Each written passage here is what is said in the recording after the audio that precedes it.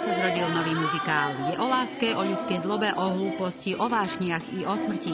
Ale najmä o samotných aktéroch, študentoch Šulekovho gymnázia, ktorých pre muzikál Rómeo a Júlia nadchol Jozef Černek, ktorý predstavenie zorganizoval, zrežíroval i pozval prvých hostí na prvé verejné predstavenie.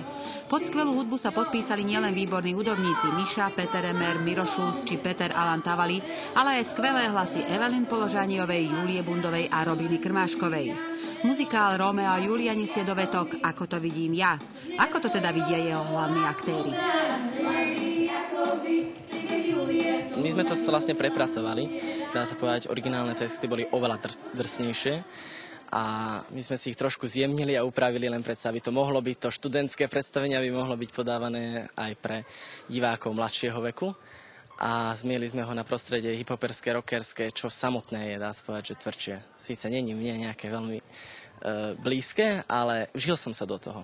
Podarilo sa mi do toho žiť a páčilo sa mi to. Júlia sa snažila byť Júliou, pokiaľ sa to dalo. Ak nie, tak nie sme dokonali, boli sme trošku iní, ako sa spieva v poslednej pesničke. Myslím si, že vytvorili sme strašne dobrý kolektív a všetci sa tak viac menej z vlastnej iniciatívy toho chytali a snažili sa pomôcť. Ja lásku cítim, na perách sladký spev, túžba horí a v srdci jemný chvej.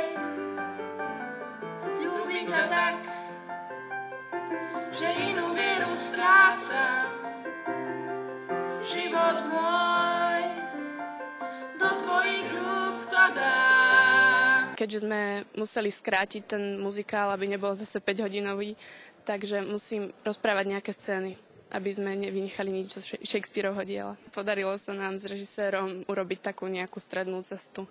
Niečo zo mňa a niečo zo Shakespeara.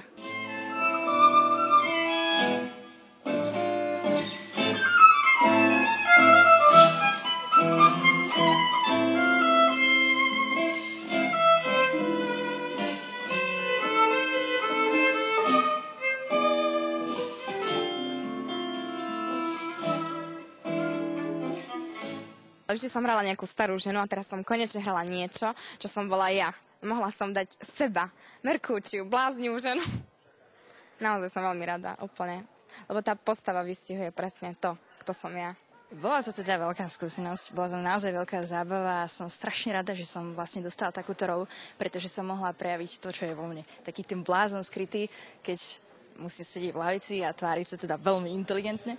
A tu som mohla prejaviť niečo to zo seba, takého malého blázna. Keby ti osud radšej zobral svatý líst, aby si šťastná srdc mohla kričať do líst. Nech radšej skráti dĺžku tvojich rias a dať ti krajší život, aspoň ešte raz. Keď sme skúšali hociaké iné činohry a robili sme ich, tak sme sa v podstate stretli v divadle, niečo sme nacvičili, naučili sme sa texty a odohrali sme to. Kdežto muzikál sme sa stretli v divadle 200 hodín a ďalších 300 sme strávili v štúdiu, otvorili sme hudbu, naháňali sponzorov, pretože to je neskutočne drahé a ďalších 500 hodín sme to celé dávali dokopy, až potom sme sa mohli stretnúť tu a povedať si, urobili sme muzikál.